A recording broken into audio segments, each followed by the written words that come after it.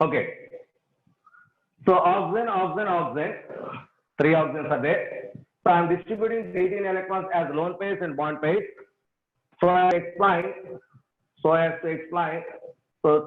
get each and every atom having 8 electron constant. So this is the atom segment. So see, this oxygen has 2 plus 4, 8 electrons. This one has 8 electrons. This also having 8 electrons. So every atom is 8 electron configuration. Therefore, it is the possibility structuring. Now, we may write this one like this one also. Oxygen. So here only one bond pair of electrons. Here 2 pairs of electrons. So here 3 pairs of electrons.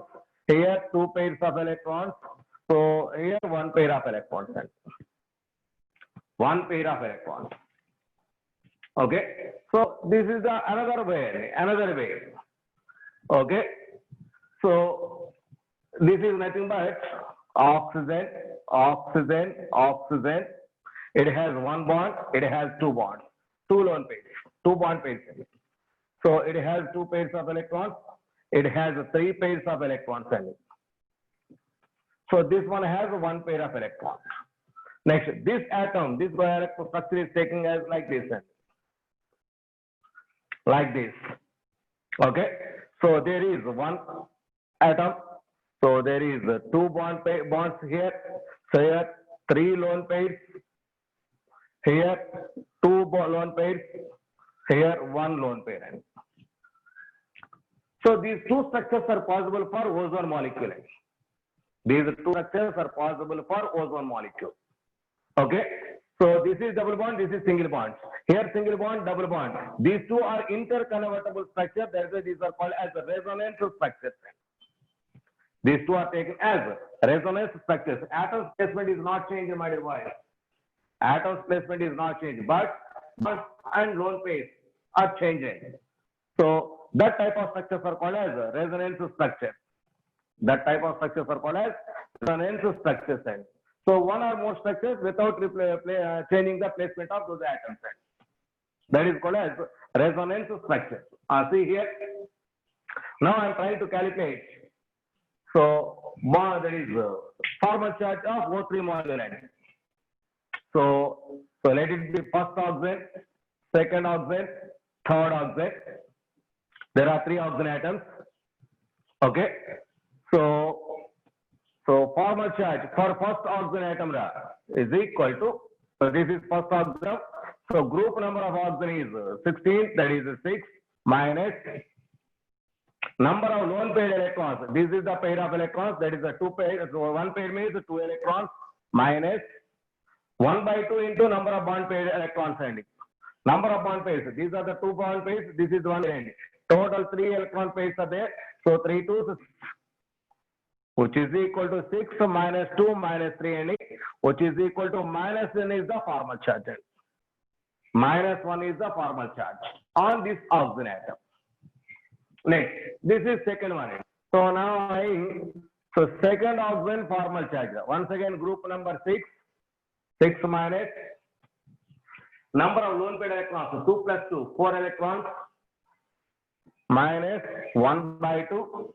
Number of bond paired electrons, only 4 electrons are in bond. So that is equal to 6 minus 4 minus 2 is equal to 0. 0 is the formal charge on second oxygen. 0 is the formal charge on second oxygen.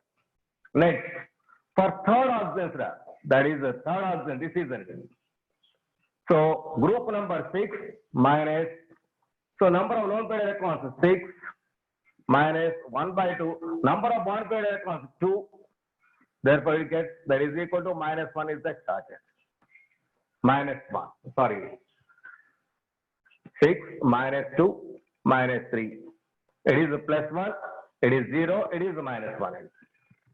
So therefore, finally we have this oxygen has a plus 1 charge, this oxygen has a 0 charge, this oxygen has a minus 1 charge. Minus 1 charge. Therefore, so the formal charges on 3 oxygen atoms plus 1, minus 1, 0. Plus 1, minus 1, 0 are the formal charges. So plus 1, minus 1, 0. Okay. So this is the very important. Similarly, here also it is possible. So this is about ozone. This is about ozone. So for ozone, 3 oxygen atoms are there. So three oxygen atoms, electron environment is like this. So the possible formal charges are 0, plus 1 and minus 1. 0, plus 1 and minus 1 are the formal charges. Now one more element.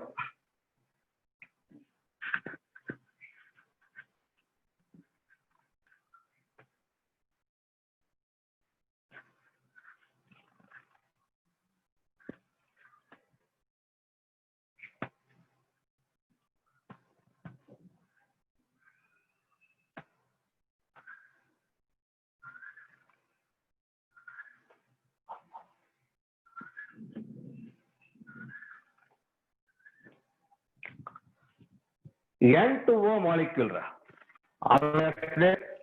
We finished the dot structure for this N2O molecule. Okay. So first of all, number of valency electrons. Valency electrons is equal to. So calculate the valency electrons. Nitrogen 15th group 15 2 into 5 plus oxygen 16th group 6 overall 16 electrons. Overall 16 electrons are the valency electrons. Now atoms environment nitrogen, oxygen. Nitrogen, oxygen. Distribute those 16 electrons here, just like yesterday's concept. So here is the one bond pair, here is the one bond pair. So here is the two more bond pairs are used. So nitrogen gets 8 electron configuration. So this nitrogen, like this oxygen has 3 pairs of electrons. Here is H, it is H. 8 plus 8, 16. This is the structure. So therefore here nitrogen, triple bond with nitrogen, single bond with oxygen. So 3 pairs of electrons. And here 1 pair. So both these are same, my dear boys. Now one more structure is also possible like this. Nitrogen, oxygen. I am distributing these 16 electrons there. So 2 pairs of electrons, H. So here 2 lone pairs, here lone pairs, 8. So these two are the resonance structures, boys. These two are the resonance structures. Here the structure is N double bond O. So this one has 3 lone pairs, this one has 2 lone pairs. So this is another possible structure. So each atom gets 8 electron configuration. All these atoms are following octet configuration. All these are following octet configuration. Now I am trying to calculate formal charge on each and every nitrogen atom. So 200 atoms are there. So I am trying to calculate. So this is the first structure. This is the second structure. So this is nitrogen 1, nitrogen 2. So I am trying for nitrogen 1 formal charge. Formal charge is equal to group number. Nitrogen is 15th group element 5 minus number of lone pair electrons. So 1 plus 1 2 minus 1 by 2. Number of bond pair electrons 3 2 6 which is equal to 5 minus 2 minus 3 which is equal to 0. Formal charge on nitrogen is 0. Next, that is second nitrogen. See here, group number 5. Next, minus number of lone pair electrons. This nitrogen has no lone pair. 0 minus 1 by 2. Number of bond pair electrons 3 plus 1. Total 4 bonds, 4 to 8. That is equal to 5 minus 4, which is equal to plus 1. That is equal to plus 1. So this nitrogen has a plus 1 charge. Next, for oxygen. for oxygen.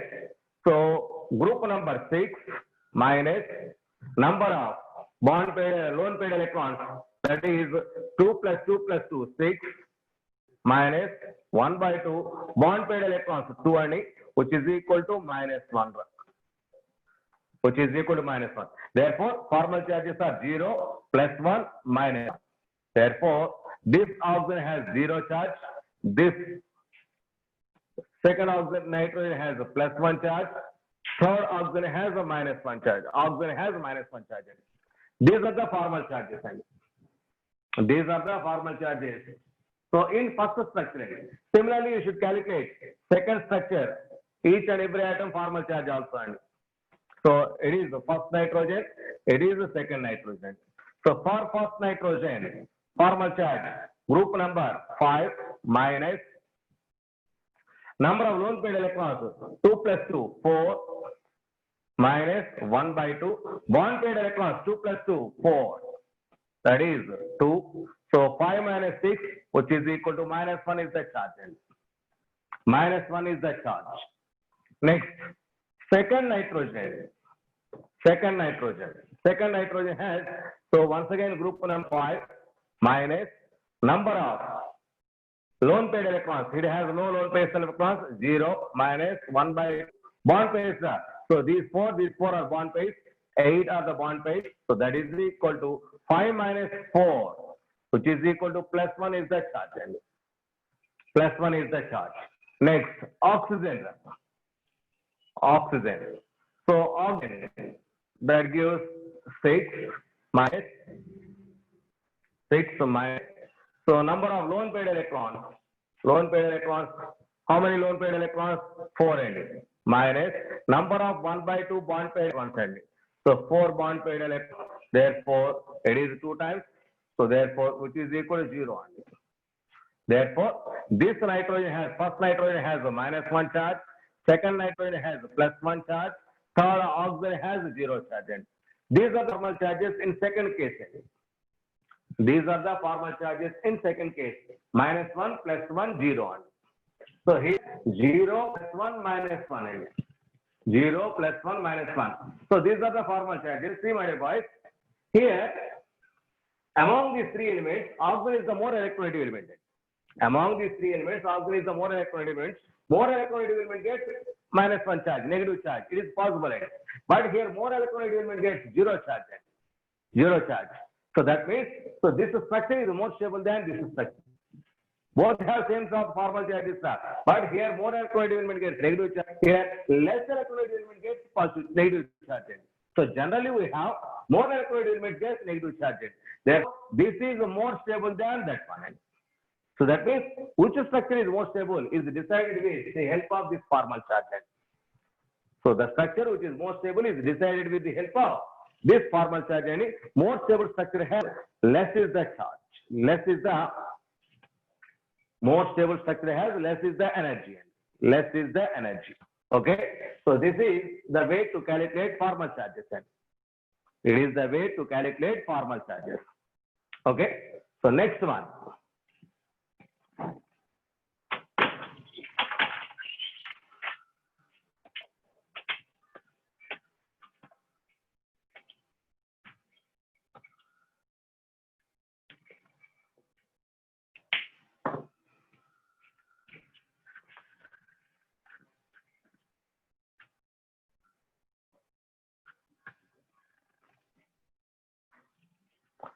So these are Lewis structures, Lewis formula, calculation of formal charge of each and every element. So this is all these are based on octet rule. All these are based on octet rule. And now,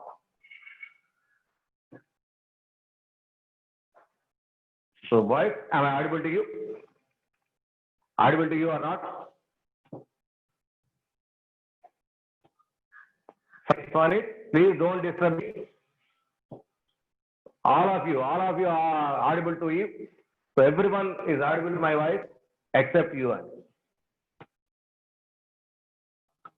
Okay. So my dear boys, it is power problem. There is no power at my home. So power problem. So maybe a little dull at your screen. So please try to understand. Okay. Next one. Very, very important theory. That is VBT. VBT. Nothing but valency bond theory.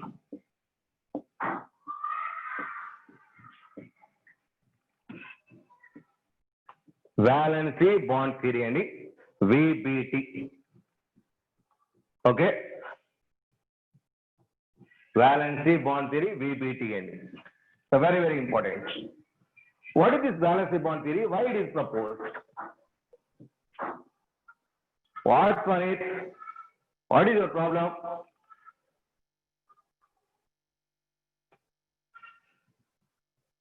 Tell me what is your problem, Sonic?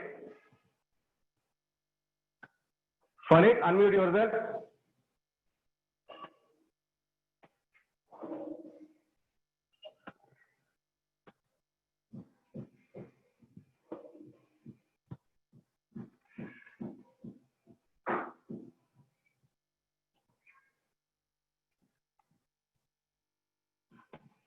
Tell me, post your doubt.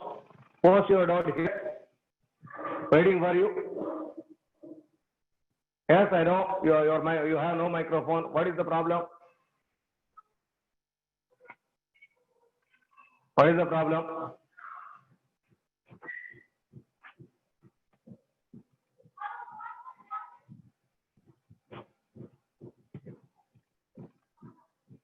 MPA, who is that? Please unmute yourself. Sir. చెప్పమ్మా. Sir ozone కి ఇంకో structure కూడా possible అవుతుంది కదా sir? అవుద్దమ్మా, ఉన్న వాటిలో best one ఇది.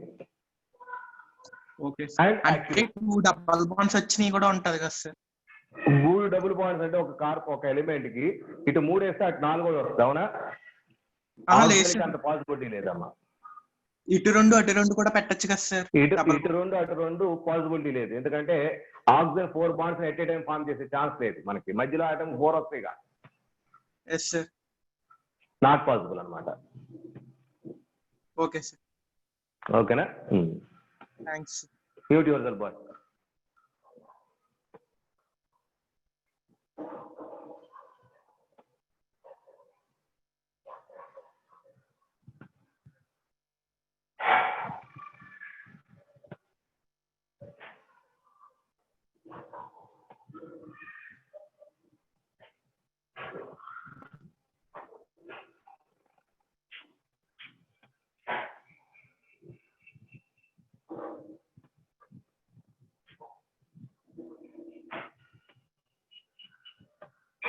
Okay. Valency bond theory. What is this valency bond? Why this theory was proposed? So the previous theory is Lewis theory. Lewis theory explains how a covalent bond is formed. That is the mutual sharing of electrons.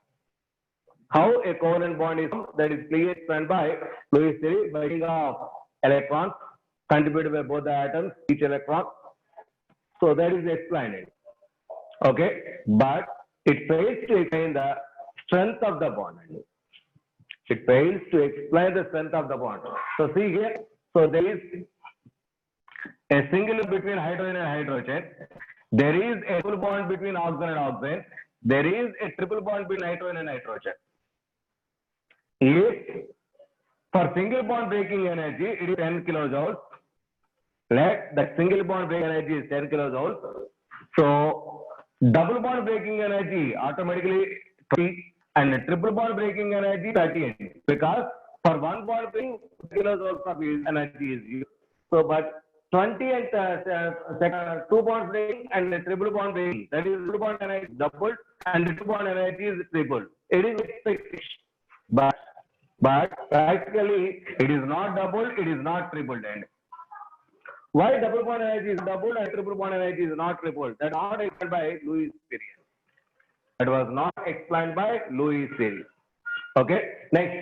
So Lewis theory cannot explain the shapes of the molecules, bond angles, bonds. So all these are not explained by Lewis theory. just that explains how a covalent bond is formed. So at that time it is better one, but later science developed, so automatically new theories are coming. So among those new theories, the next better theory is valency bond theory. This valency bond theory explains the directional nature of the bond. This valence bond theory explains the direct nature of the bond, why double bond energy is not double, why triple bond energy is not triple. That is also explained by this BPT. So what is this BPT? How bond is formed? All these are clearly explained on the basis of different postulates. So what are the postulates of valency bond theory? Now I am explaining valency bond theory. This valency bond theory is based on quantum mechanical model of the atom.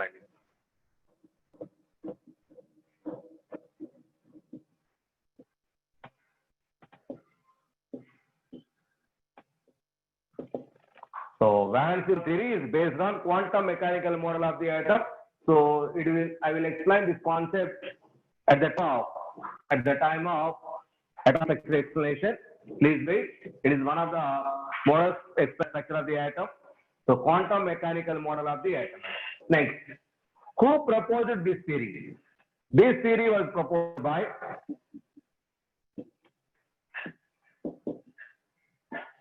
Hitler and London. Valency bond theory was proposed by Hitler and London. But most of the molecular and directional nature detailedly explained by is explained by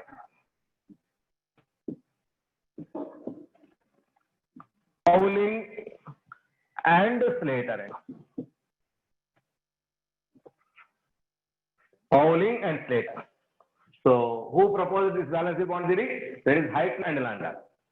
Who extend for more and more molecules, so that is extended to many molecules. That's why Pauling and Slater. Among these four scientists, most work is done by Pauling and.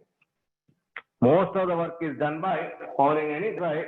So whenever VBT concept is there, automatically in our mind, so Pauling name is appeared. Pauling. So proposed by Hitler and London, extended by Pauling and Slater. Pauling and Slater. Now, what are the postulates of this valency bond theory? What are the postulates of this valency bond theory?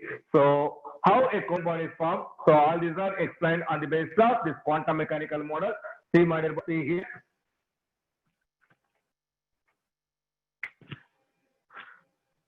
Please don't raise your hand. At last, I will explain the concept.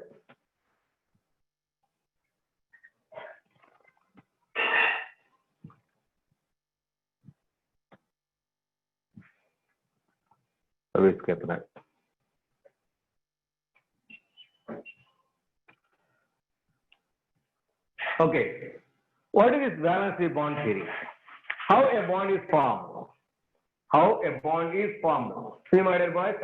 So, valency bond theory. According to Lewis, first of all, I am explaining once again this theory. According to Lewis, between two hydrogen atoms, how a bond is formed? That is, this is the valency electron, this is the valency electron. These valency electrons are distributed. Automatically, the sharing of electrons takes place. This is the way to explain bond formation of covalent bond formation by Lewis. Okay, that means only electrons are participating in chemical bond formation.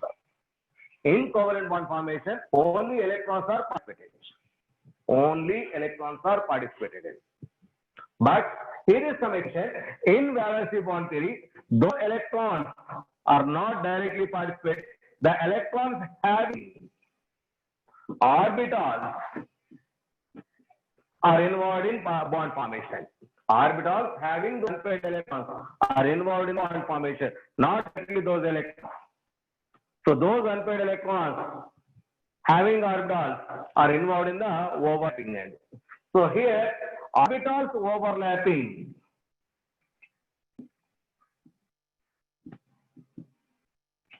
gives a bond. Orbital overlapping atomic mass gives a bond. Okay, those orbitals having 100 electrons. What about those are? So these orbitals must have unpaired electrons in it. Therefore, so orbitals having unpaired electrons are overlapped, that gives a covalent bond. That means those orbitals involved in overlap must contain unpaired electrons. Must contain unpaired electrons. Next, these unpaired electrons must be in opposite spin. Those electrons which participate in the formation, those electrons, so must be opposite spin. So that means orbitals have unpaired electrons with opposite spin involving overlap, that gives a bond. That formed bond is called as a covalent bond. That formed bond is called as a covalent bond. Now, what is covalent bond? A covalent bond is formed by the overlapping of atomic orbitals having unpaired electrons with opposite spin. So, according to valency bond, what is a covalent bond? According to valency theory, what is covalent bond? A covalent bond, a bond formed between two atoms by the overlapping of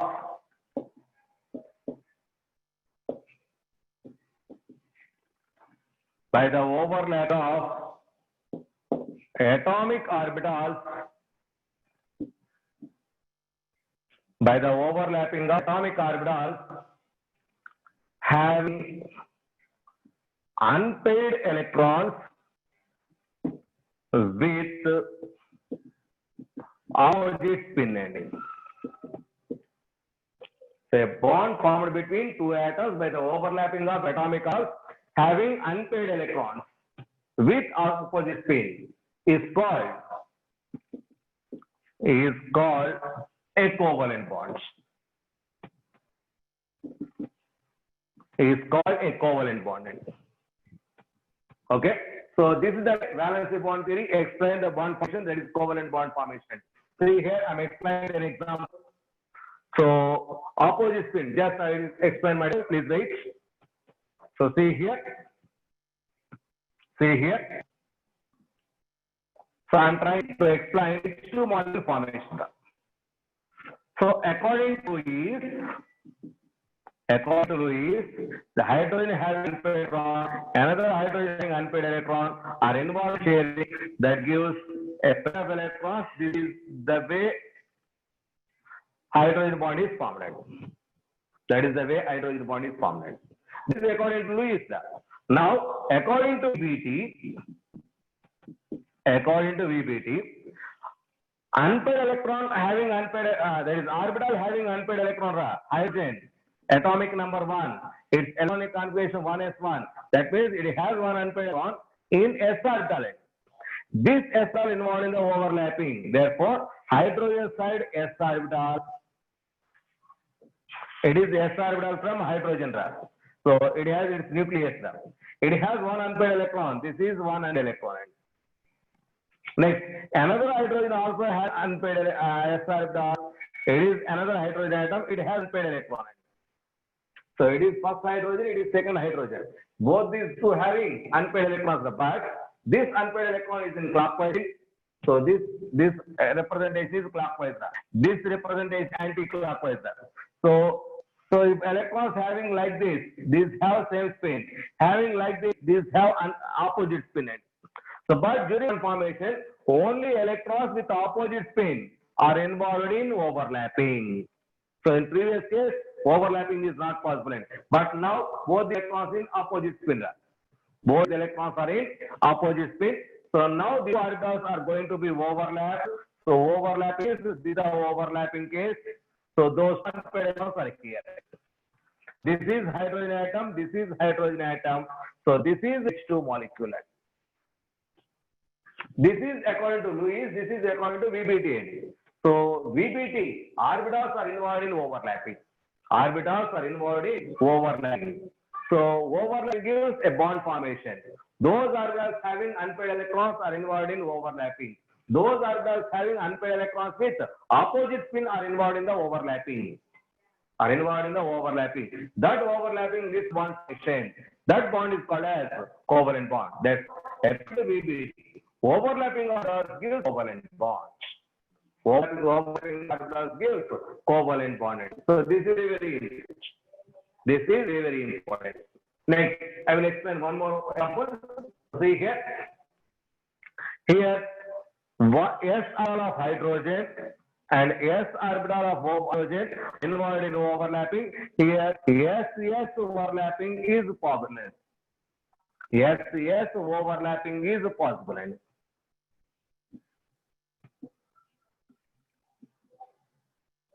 So in H molecule, S overlapping is there. S overlapping is there. Next, an example.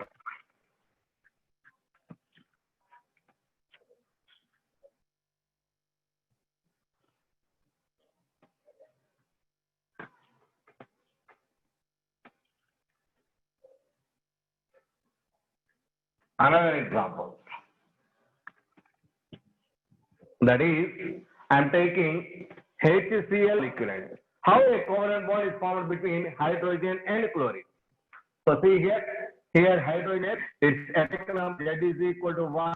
Z is equal to 1 means 1s1 is the electronic configuration having one unpaired electron in S orbital. So from hydrogen side, S orbital with unpaired electron in the overlapping. It is from hydrogen side.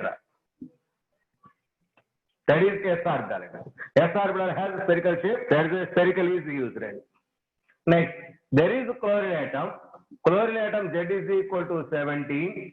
Its electronic configuration 1s2, 2s2, 2p6, 3s2, 3p5. So 3p5 means 3px2, 3py2, 3pz1.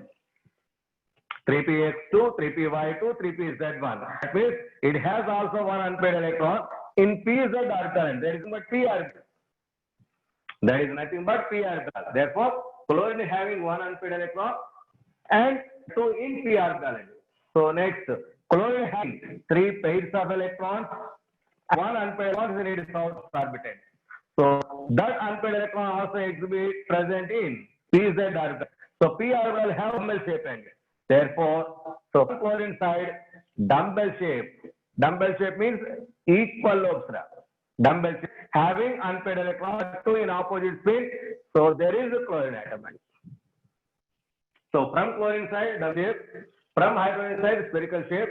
These two orbitals are involved in overlapping. That is, so now I am explaining HCl. That is S orbital of hydrogen. So dumbbell of chlorine involved in overlapping. So those two are the unpaired electrons. HCl bond is formed. Here HCl bond is formed. So this is, it is S orbital, it is orbital, it is sp overlapping. It is sp overlapping. It is sp overlapping, very, very important. Okay. So that means in H2 molecule, I explained SS overlapping. In HCl molecule, I explained sp overlapping. Now I am trying to explain Cl2 molecule. Cl2 molecule. So both the chlorines have two unpaired electrons. So one chlorine has one unpaired electron, another chlorine has another unpaired electron. So chlorine side p orbital having one unpaired electron, another chlorine has a p orbital. So there is dumbbell shape, another unpaired electron. This is chlorine, this is chlorine. There is a overlapping. This is CP overlapping, which is called as P overlapping. This is Cl2 molecule. This is PP overlapping. So there is PP overlapping. That is here. So what of overlappings are possible? So the overlappings are SS overlapping, SP overlapping, P overlapping. These overlappings lead to the bond formation of equivalent bond. These give a covalent bond. These gives a covalent bond. Okay, so overlapping of atomic orbitals with electrons with opposite spin are involved in That is an involved bond formation, that is nothing but a covalent bond. That bond is nothing but a covalent bond. Okay. So now, among these overlapping, so which one is strong, which one is weak bond? That is explained by this valency theory. That is the strength of a covalent bond. Also explained by this VP. So more is the overlapping,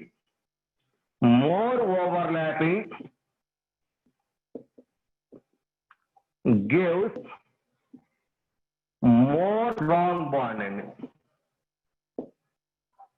That means strength of overlapping, that is the strength of covalent bond, is directly proportional to extent of overlapping.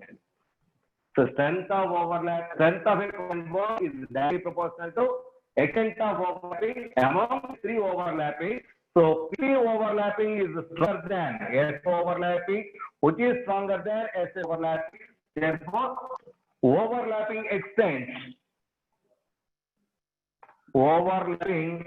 order is PP overlapping greater than SP overlapping greater than SS overlapping. So this is the order of overlapping. Okay, so these overlapping, therefore this is that is PT overlapping is strong than that of SP overlapping, that is strong bond than that of SS overlapping. These overlapping so are two types, is either axial overlapping or sideways overlapping. So that means, so based on overlapping, different types of covalent bonds are formed. Two types of covalent bonds are formed. So there is axial overlapping bond is called as sigma bond, and a sideways overlapping the bond is called as a pi bond. So that means, so covalent bond BBT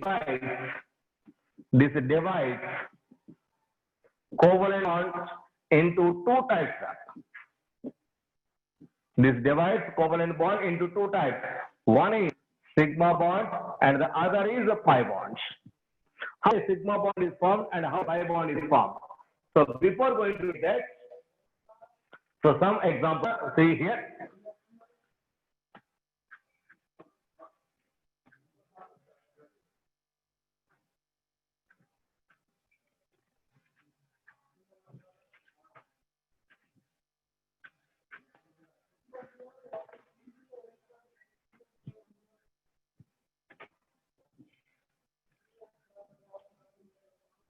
See my boys.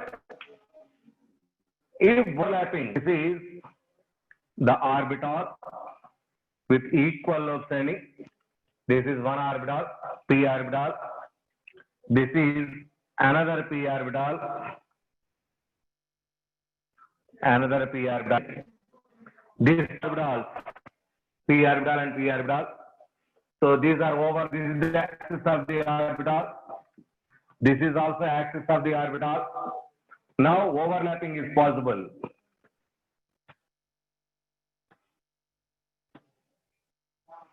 This is the overlapping. This is the axis of the overlapping of the orbital. So this is the area under overlapping. This area is on the axis. This area is on the axis. This as overlapping is called as axial overlapping, which is called as axial overlapping. Okay. So this is called as this end are going to end overlapping. That is also called as end-on overlapping or direct overlapping.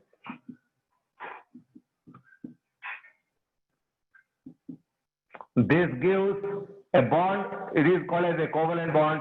The covalent bond is called as a sigma covalent bond. Due to this overlapping, a covalent bond is formed. That covalent bond is called as a sigma covalent bond.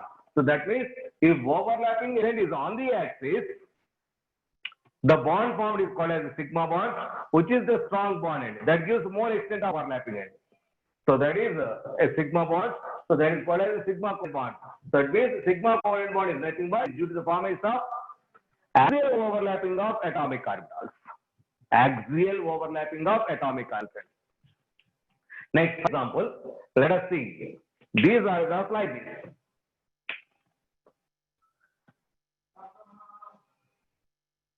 The axis of orbital. So another orbital like this.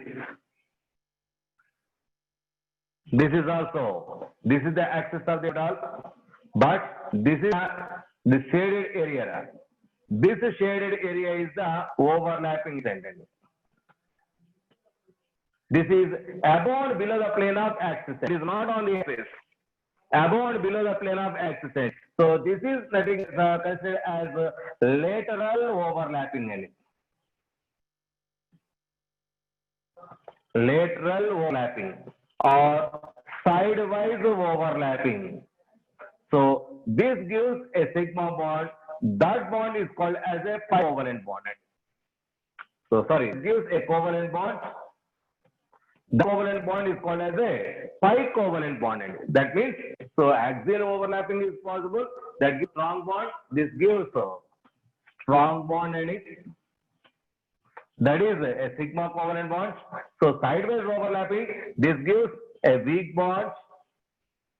That is a pi bond in it. Therefore, sigma bond is stronger than that of pi bond. Why, sir? Here extent of overlapping is high. Here extent of overlapping is low. So it is above and below the plane of axis. It is above and below the plane of axis. So that is why it is sideways overlapping. So this gives a weak covalent bond, that is pi bonded. So therefore, so according to VBT, covalent bond two types. One is sigma covalent bond, another one is pi covalent bond. Sigma covalent bond is stronger than the top pi covalent bond. That means, so to break a bond, it requires more energy. But to break pi bond, the energy is sufficient because pi bond is stronger than pi bond. Sigma bond is stronger than pi bond. See here.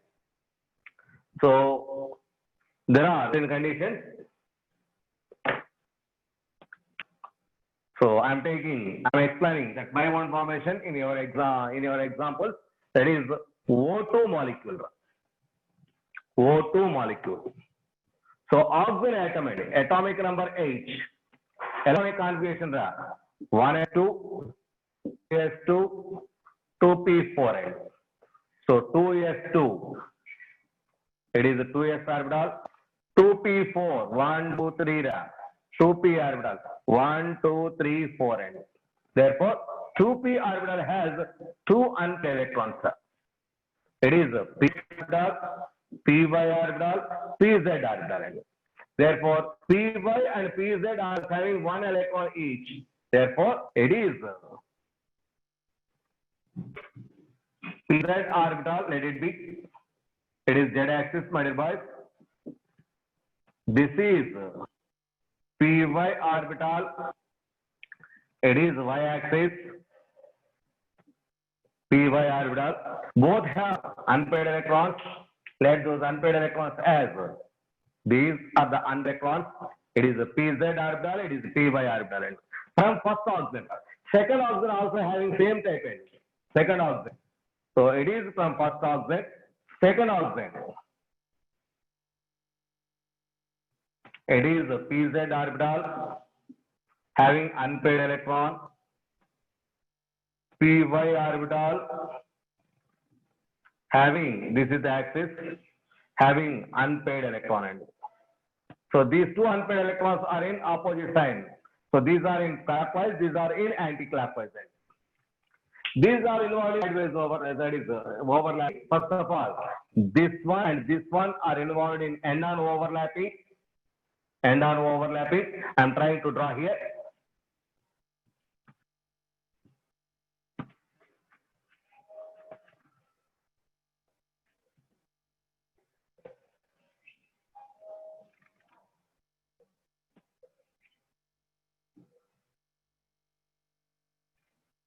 So this is, so another oxygen atom. So another oxygen atom, it is the ion electron from that. So here on the axis overlapping takes place. That is why it is called as a sigma. So by the overlapping of p orbital and p orbital, it is a pp bond. Sigma p bond is formed. Now, this and this one, both are Py arbitrage, my dear boys. This and Py, that is on the y-axis, parallel to each other. This involved in sideways overlapping. That gives a pi bond and it is a PP overlapping end, which is called as a pi PP bond end. Therefore, between two oxygen atoms, first formed is the sigma bond, second formed is pi bond. One sigma bond, one pi bond is there. That means whenever a double bond is existing between two atoms, one should be sigma bond, another one is pi bond end. That means both the bonds are not equally strengthened. So one bond is strong bond, another one is weak bond. So for strong bond, there is need of high energy. For weak bond, low energy is sufficient. That is why double bond energy is not boiled. For this, 10 kilojoules is needed. For just 5 or 6 kilojoules energy is needed. So 10 plus 5, just 50 is sufficient, not 20. Not 20. So this is for about oxygen. So oxygen molecule having one sigma and one pi bond. Next, nitrogen. Nitrogen, N molecule ending. N2 molecule. So N2, nitrogen has atomic number 7, electronic configuration 1s2, 2s2, 2p3. 2p3 it has 3 unpaired electrons in p orbital, that is a px orbital, py orbital, pz orbital. Px orbital, py orbital, pz orbital. So let us take this one. It is nitrogen, it is also nitrogen. So it is pz, it is py. Now it is a px orbital, let it be px orbital. This one also px orbital. So both these have two unpaired electrons with opposite spin. These are involved in sideways overlapping. These are involved in sideways overlapping. This is N2 molecule, nitrogen and nitrogen. Therefore, among nitrogen and nitrogen, first a covalent bond is formed, that is bond is. Next, another pi bond is formed, that is one. And another pi bond is formed, that is this one. This one.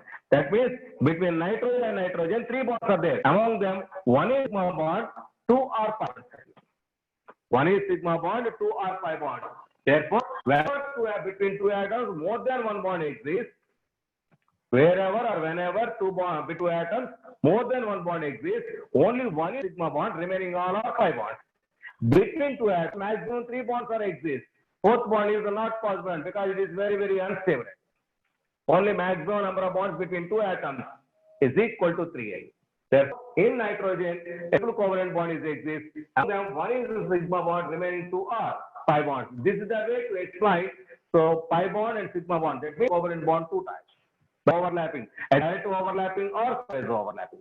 Direct overlapping gives sigma bond, lateral overlapping gives pi bond. Pi bond gives more strength bond than that of pi bond. So therefore, the order of strength of different overlapping is the order of strength of different covalent bonds based on their overlapping extent are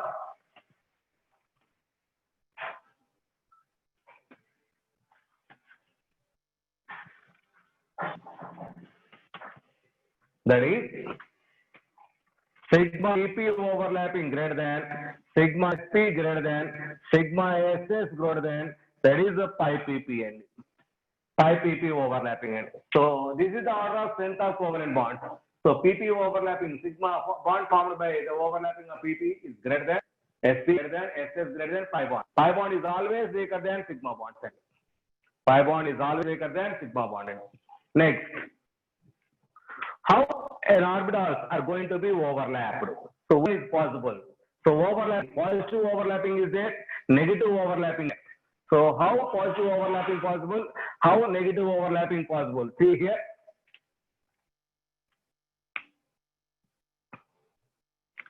So there is two overlapping. One is positive overlapping, and the second one is negative overlapping. Positive overlapping, negative overlapping. How positive overlapping is possible? So see here.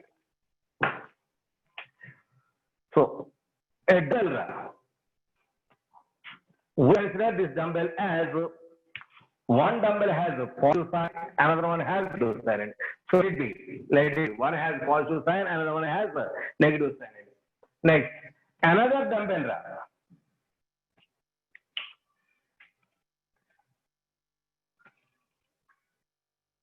Similarly, here also, one has positive sign, another one has negative sign.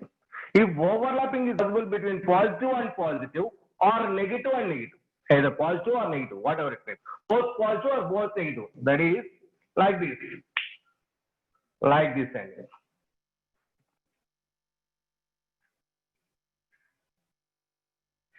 So this is positive, this is positive ending. This is also positive. This is negative, this is negative. That is overlapping with two positive ends. So this type of overlapping is taken as positive overlapping, or this is a positive end, or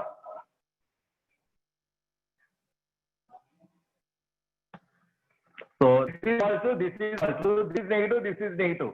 This is also taken as positive overlapping. So positive lobes or both negative lobes are going to be over. That is called as positive overlapping. It gives us some part. Next, negative overlapping ending. That's nothing but it is the orbital with a positive and negative. It is another orbital with positive and negative ending. If one negative and one positive are going to overlap, that type of overlapping is called as negative overlapping ending. That is the negative overlapping. It is between two p orbitals. Two p are like this: positive overlapping, negative overlapping. Next, it is one p orbital. So this is negative, let it be. Is positive. It is s orbital. S orbital always running.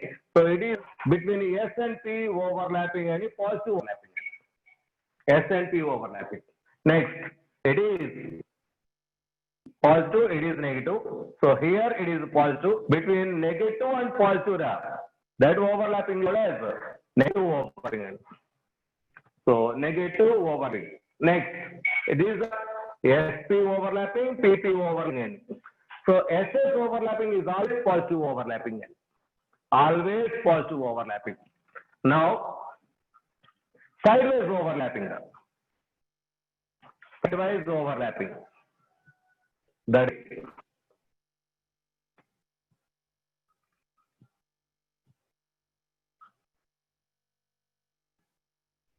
this is positive, this is negative. This is positive, this is negative. So both positive, both the negative are overlapped. This is a positive overlapping end. Positive overlapping. If the reverse is applied, it is positive, it is negative, it is negative, it is positive.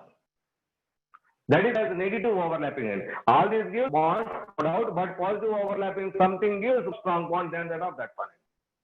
So that means all that positive. Now there is also zero overlapping end.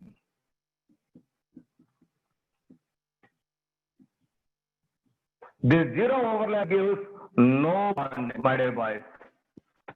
This type of bonds are not possible. No bond is found because of this zero overlapping. See here, this is the orbital. This is the orbital. Here is the s orbital coming in. This type of overlapping not exist, which is called zero overlapping end. It is plus minus. It is plus. This type of overlapping not existent. Next, if one orbital is in y-axis direction, another orbital is in z-axis direction. Now, these two orbitals are not involved in overlapping. Because these are not in the direction. These are one direction.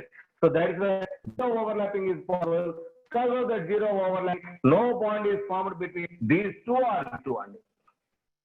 No overlap means overlapping types are positive overlapping, negative overlapping, and zero overlapping. Zero overlapping doesn't give any bond formation. Zero overlapping doesn't give any bond formation.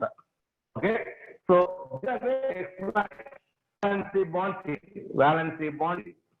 So active valency bond theory, covalent bond is formed in two atoms by the sharing of, that is the overlap of orbitals having unpaired electrons. That be linear overlap or lateral overlapping. Linear overlap gives Sigma bond, lateral overlapping gives pi bond end. Sigma bond is stronger than pi bond end. Overall strength of different bonds is sigma p greater than sigma sp greater than sigma ss greater than pi pp. So overing is three types. That is the positive overlapping, negative overlapping, and zero overlapping end. Positive overlapping, both positive lobes or both the negative lobes are going to be overlapped automatically. That is positive end. Positive and negative are to overlap, as well as negative overlapping. So this type of overlapping are considered as zero overlapping. Zero overlapping gives no bond formation. Zero overlapping gives no bond formation. So this is these are postulates of VBT scheme. These are the postulates of VBT. Very, very important.